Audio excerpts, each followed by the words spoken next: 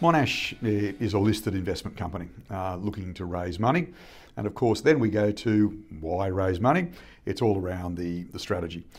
The two fund managers, and you can read plenty about them in the prospectus, but Simon and Shane are incredibly long-standing managers of very large amounts of money. Simon at Colonial and UBS, and Shane a very long background as an analyst. And the strategy is one that really appeals to me, because the primary reason for me to be chair of this fund is, to be quite frank, I'm looking for somewhere to invest my money in this style of investment.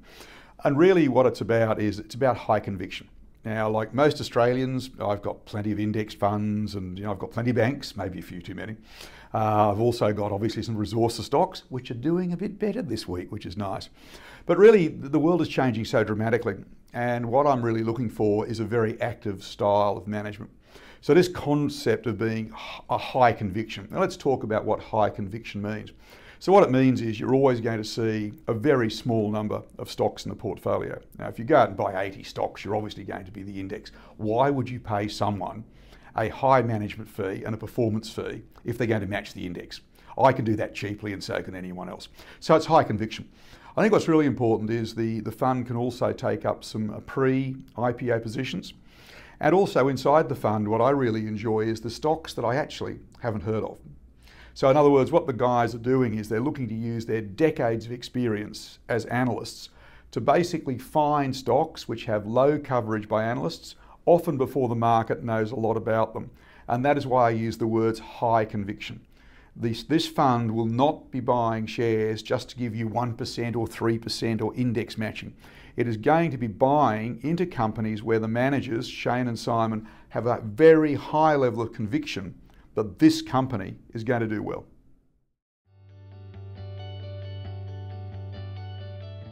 Monash doesn't differ from all of them. There are funds out there, for example, like Benelong is a very fair example where the people running that fund, similar backgrounds, similar style. And by style, I mean things like, I love some of these buzzwords, by the way. They're both, Monash, for example, is index agnostic. And that's a very trendy word for saying that the managers don't slavishly follow the All Ordinaries or the 200 or whatever it may be. Really not interested at all. And so you get a very different style of fund. This fund will not be well correlated with the index at all. Looking for positions where they would not buy into an Australian company, a share. They would not buy a share either long or short. The fund can also short. They would not do either unless they felt there was around about a 60% price improvement, either on the upside or the downside. And this is why it's a high conviction fund. I'd expect you'd find 16, 17, 20 stocks in the fund, and a couple might be pre-IPO. And so you really do have some very, very smart people scouring the market for those small opportunities. And at times, of course, those opportunities may be on the short side. And certainly in the fund they've been running now for a couple of years, Myer would be an example of that, where they made a call some years ago that they felt that Myer was a stock where there would be a struggle to retain earnings, and that was a stock, a well-known stock, but on that side they were on the short side of the equation. They had a very high conviction that the price was going to fall, and they backed that view inside the fund. So what we're looking for here is a small number of positions, mainly on the long side. Certainly some will be shorts, but a key part of this strategy, which is very different to most LICs, a key part of the strategy is they're not looking to move to pick up a 5 or 10% gain. They are looking for positions where they see really strong upside, or in the case of a short position, obviously significant downside.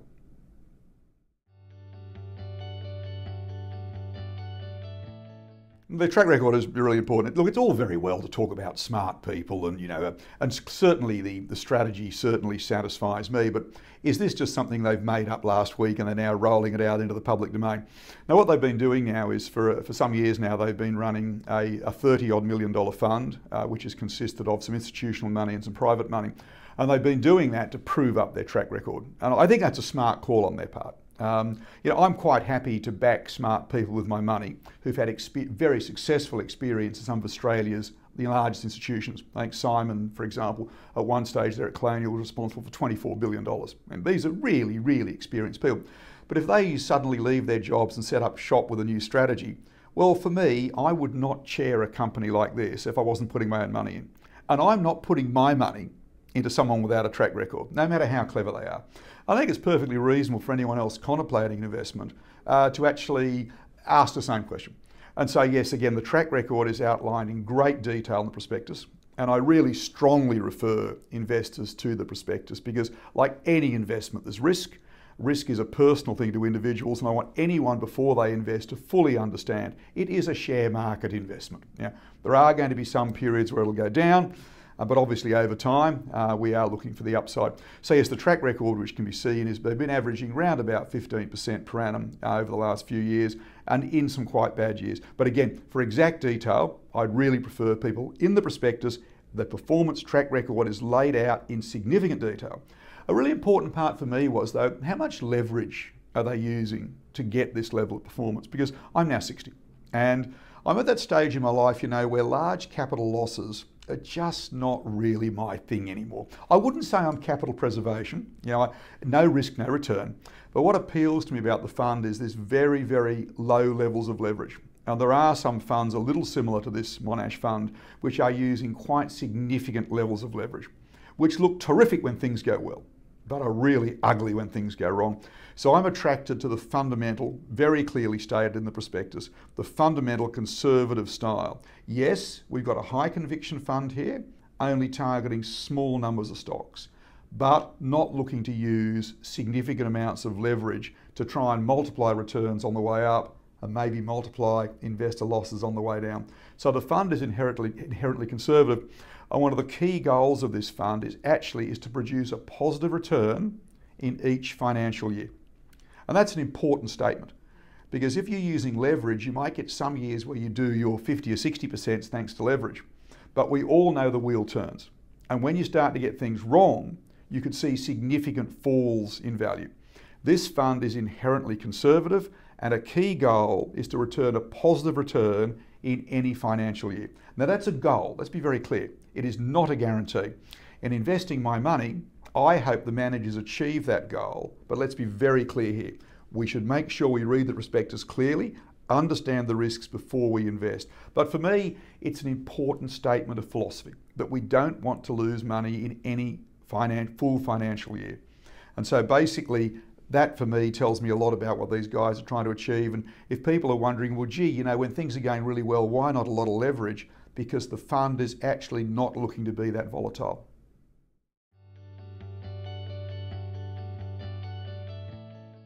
Oh, there's plenty of risks. And I think this is really important. Look, it's all very well. I mean, obviously, I would not be chairing this listed investment company if I didn't have a great deal of confidence in the individuals, the compliance and so on. All you're left with in life is your reputation. And also I wouldn't be putting, you know, what for me is a reasonably substantial money in to join other investors in the fund. You know, and also to be quite blunt with you, I think if I was an investor and I wasn't putting any money in, I'd see that as a risk anyway. So I think, look, let's be truthful here. The risks for me are quite simple. The thing I will be pleased to do is as Monash, the business grows, the key risk for me is if Shane and Simon got run over by a bus tomorrow. The reality is that while they've been running a very successful fund for a number of years, as their business grows, look, they're very clever guys, their business is going to grow. But to be blunt with you, as chairman, I would very much like to see just the succession plan. And so if you like, a key man risk I think is a genuine. The other thing is, what if they make a mistake? Yeah, they're not buying 100 stocks. They're buying a very small number of stocks, and they can buy up to about 8% of the fund in any stock. What if they get something wrong? And at times they are going to make mistakes, let's face it, they're human beings.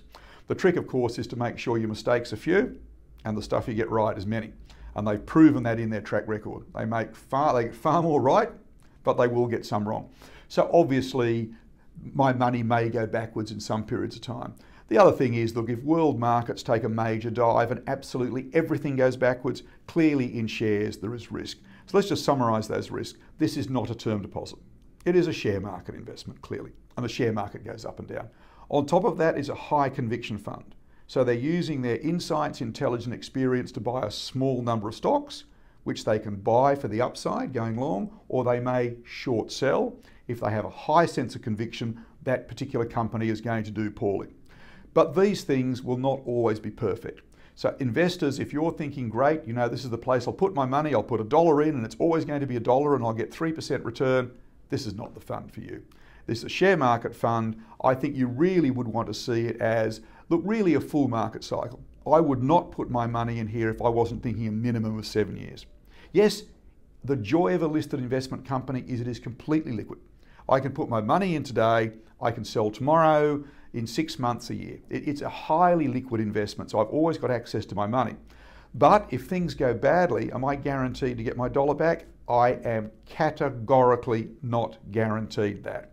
It is a high conviction share market investment, and again, risk is very personal to individuals, and I really would hate to see any investor come into this fund without having a good understanding of the prospectus and understanding exactly why they're going into the fund. This fund is seeking returns of around that 15% per annum mark.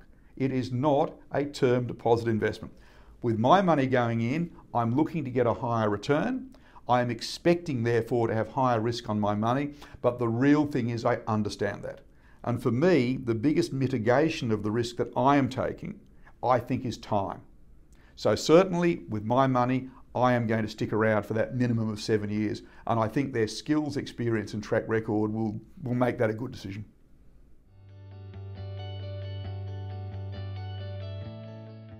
A different style of investment.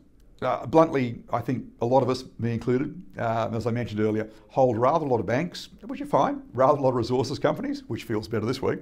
But the reality is that I think this is the style of investment that is missing in my fund. A small stock, very high conviction, very active style that is seeking out those companies that frankly I'm not investing in at this point in time.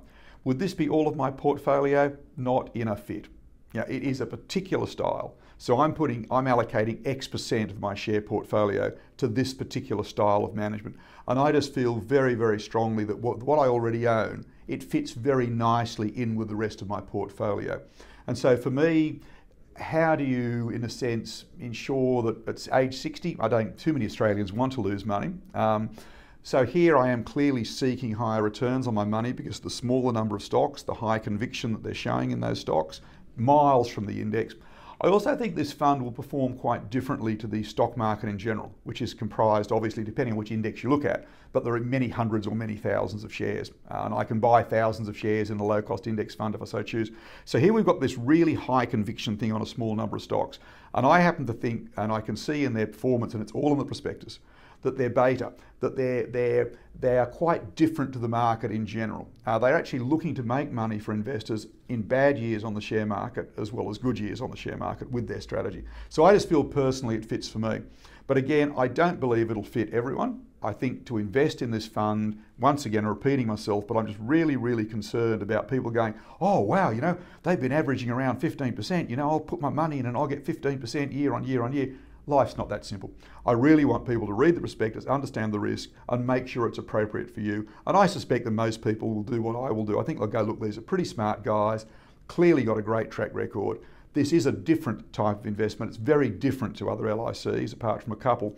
And I think many people may well feel that it makes up a really valuable investment as part of diversifying your style across your share investments.